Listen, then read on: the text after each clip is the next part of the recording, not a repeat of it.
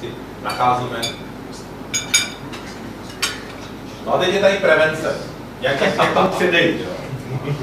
V jedné řecké restauraci v Bohumíně, znáš to tam, je na záchodě krásný nápis. Jo. Prosím vás, nestrkejte ty vajgly do pisoáru, špatně se poté zapalují. Zase při průzkumech se zjistilo, že lidi, pokud vlastně těsně před tím okamžikem, než mají možnost podvádět, jsou na to upozorněni, ať už vtipným, nevtipným, etickým způsobem nebo způsobem, že podepíšou třeba, že budou dodržovat kodex studenta vysoké školy báňské, který neexistuje, ale podepíšou to, tak prostě jsou ochotní a prostě nepodvádí. Nepodvádí to, protože v tu chvíli v nich převáží ta egoistická motivace. A dneska se zase dostáváme zpátky k tomu našemu biznesu. Pokud toto víte, tak v podstatě dokážete i to, co se třeba mě svým způsobem povedlo u té knihy. Že ta kniha sice je nějakým způsobem vztahovaná s Uložtou, ale ve finále ty lidi, kteří si to stáhnou s Uložtou, potom přijdou a koupí si. Protože prostě jsou na závěr té knihy jakoby slušným způsobem upozornění, že to, že si to stáhli, je super, ale že by bylo lepší, kdyby si tu knihu koupili. 90%, 80% naší populace vlastně nechce podvádět. Ale jak je to s těma troškama? Oni se to prostě v tu danou chvíli neuvědomí. Nepřijde jim to. Možná jim to třeba nikdo ani neřekl. Tak se to s tím vztahováním. Když jim dáte možnost, aby si to zakoupili nějakým jednoduchým způsobem a upozorníte na to v okamžiku, kdy jsou ochotní to jakoby ukrást, nebo stáhnout, nebo skopírovat, nebo cokoliv, tak většina z těch lidí tu svoji motivaci, jako tu svoji egoistickou motivaci, tak prostě převládne. A v tu chvíli se stanou jakoby minimálně po nějakou omezenou dobu slušnější.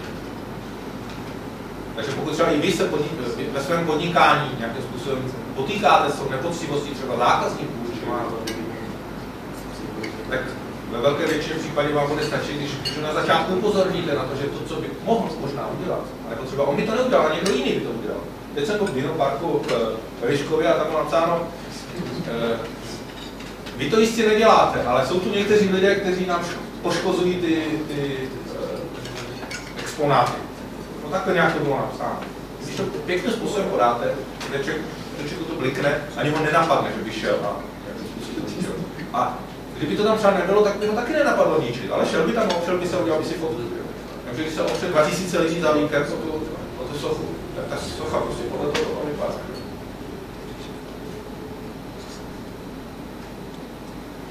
A zase se dostáváme zpátky k tomu biznesu od filozofování. Myslíte si, že člověk, který se chová takhle nepoctivě, může ve finále nabízet dobrou službu? Může. Ale nemusí. Já jsem přesvědčen, že ne, protože v okamžiku, kdy je ochoten podvádět sám sebe a dělat ústupky vůči sobě, kdy je ochoten nějakým způsobem podvádět vlastně to svoje okolí, tak dřív nebo později začne podvádět zákazníky. Třeba tak, že já jsem si na začátku e-shopu řekl, že nebudu spoplatňovat poštovné. Mě by to poštovné vlastně ani nezabilo, jako, jo? Nebo není to velká položka v rámci těch.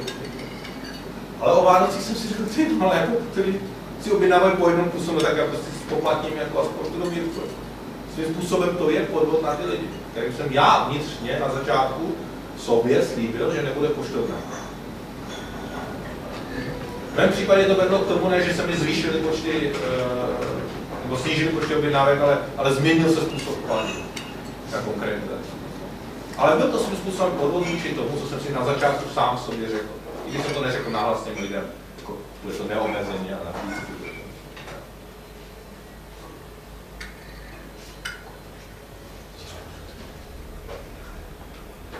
To je nevěděli, jste neviděli nikdy o fotku.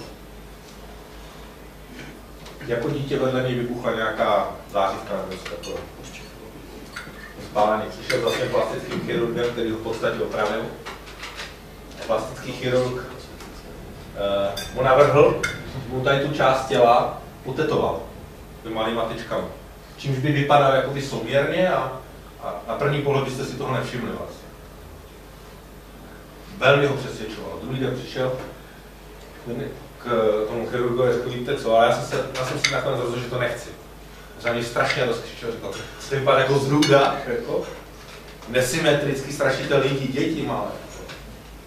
On byl zděšený, odešel, pak se pobavil s asistentem toho plastického lékaře, jako, co se to děje. Jsi seriózní ten lékař, nikdy prostě tak na ní netlačil, co se děje. A ten asistent mu vysvětlil, no víte, pan profesor chtěl o tomhle zákroku přednášet na nějaké prestižní konferenci a chyběl mu jeden poslední člověk do studia. Takže proč si myslíte, že ten doktor nechtěl v tu dobu pomoct jemu, že potřeba pomoct sobě. A teď si uvědomte, v kterých okamžicích vy stejným způsobem postupujete. Když nabízíte službu, třeba optimalizaci pro vyhledávače, a víte, že máte dobré pokrytí v nějaké oblasti, a protože potřebujete tam ještě dalšího zákazníka, tak jste ochoten dát třeba lepší cenu, nebo udělat nějaké ústupky, nebo přesvědčovat toho člověka víc, abyste ho získal jenom proto, že to vlastně vydělá vám. To musíte říct každý sám, já nejsem tady soudce. Já sám nejsem observací. Co si myslíš, že je to špatný, že děláš to pro sebe? Ano, děláš to pro lidi, ale musíš toho mít tu zpětnou vazbu, ten dobrý pocit, že z toho máš něco i ty, to přece nefungovalo. Tak to je potom o prioritách, jaké ten člověk má, že jo. Jestli cítíš prostě, že to je dobře, tak je to dobře. Já tady nejsem v tuhle chvíli jako soudce, který chce soudit, co je správně, co je dobře. Ale na tom upozorňuji a záleží na vás, jak se tomu postaví. Pokud tu práci tomu zákazníku bude dobře, že ho přesvědčíš, není nic špatného. On ten zákazník nesmí být zklamaný. To jsme mluvili o pomoci zákazníkům. Pomáhal někdo vás v konkurenci, někdo z vás? Je to správné z hlediska biznesu, pomáhat konkurenci? Dlouhodobu. Když člověk pomůže konkurenci, třeba na pomůže jednou jemu, jako to stranu. Je vás to asi 20 a 1%.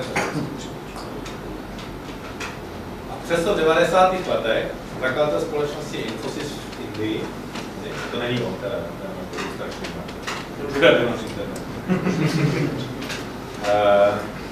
získal jako první indická společnost, nevím, jestli vám něco říká, model řízení společnosti, které certifikace, kterou uděluje Univerzita Carnegie. No. Je to 6stupňová taková, prostě 6stupňová pyramida a on získal jako první indická společnost pátý. Jo. V podstatě to znamená, že ta společnost jako je řízená správným způsobem a jsou to vlastně procesy na řízení softwaru a vývoje softwaru a tak dále, který si stanovila ta univerzita. On to získal jako první indická společnost a ten Infosys. Zápětí potom začal sdílet vlastně svoje poznatky, jak k tomu dojít. Po celé Indii, všem dalším společnostem, které o tom měli zájem.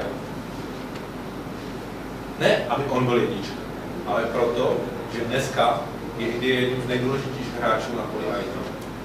Mimo jiné i díky tomu, že on tehdy šel a pomohl vlastně konkurenci se zvednout v podstatě úroveň, na kterou jsou dneska.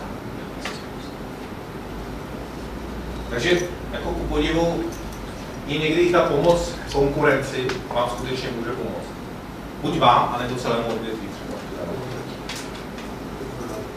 Ale to už je jakoby hodně abstraktní.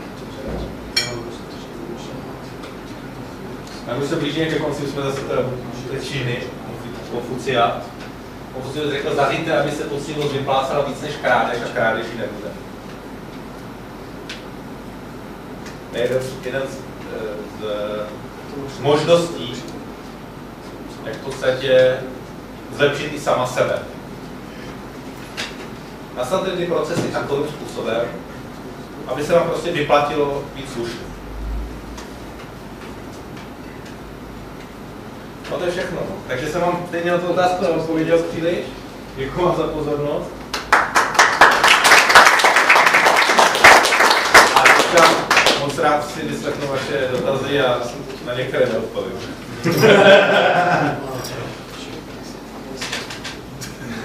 také říkal, že všichni jsme nepoctiví a zároveň, že nepoctiví podnikatel nemůžou nabízet poctivé služby a poctivé produkty, tak to znamená, že neexistují poctivé produkty a služby. To je už jako hodně jako silná logika, to už máme takový ten závod té želvy s tím ale mížem, jak jsem se přibližil, jak se vlastně nikdy nemůžu přiblížit. Samozřejmě, že se přiblíží, stejně tak, jako jsou kvalitní služby. Já taky říkám tom, že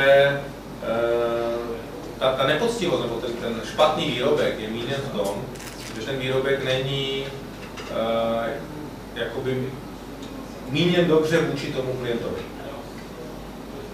Tam není ta motivace pomoci tomu klientovi nebo prostě udělat mu jakoby v úzovkách, co mu na očích vidíte. Sami to dobře víte, že často, že prostě třeba si u tebe zadá někdo článek a ten článek by prostě mohl být lepší, ale on za ní zaplatí jenom 1000. Ale aby byl prostě jako fakt dobrý, tak by si třeba musel přečíst 3 knížky jako, a musel by si na tím strávit třeba 2 měsíce, aby byl fakt jako dobrý. Proto, a ty neznáš, jakoby, proto 1000 korun třeba nemá tu hodnotu. Třeba. Proto člověka třeba má, on třeba potřeba pravdu. A uděláš to tak? Asi ne, protože prostě, no. Já neříkám, jako, že je to, ale jako ve finále ano, ve finále prostě nejsou 100% produkty. A zase na druhou stranu, když se vrátím k tomu, ten, kdo dělá takové produkty, aby byly jakoby 100%, tak na tom si stavil třeba Steve Jobs. Dávno máme kolegu, který dělá Apple, tuším, že už ne, ale dělal to, tak by mohl dát přednášku Apple. A prostě tam ta motivace byla taková, prostě dělat jako vymazané produkty, které budou mít lidi rádi. A teď neříkám, jestli Steve Jobs byl hodný nebo nebyl hodný. Ale snažil se to podle mého názoru dělat poctivě. A vidíte, jakoby ta komunita to tím způsobem ocenila.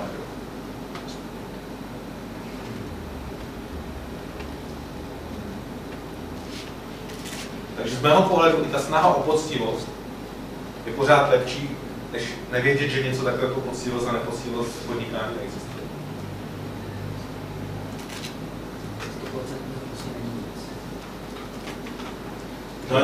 Jsme v lidském světě. Ale to se dostávám asi až moc do toho. Nějaká další otázka?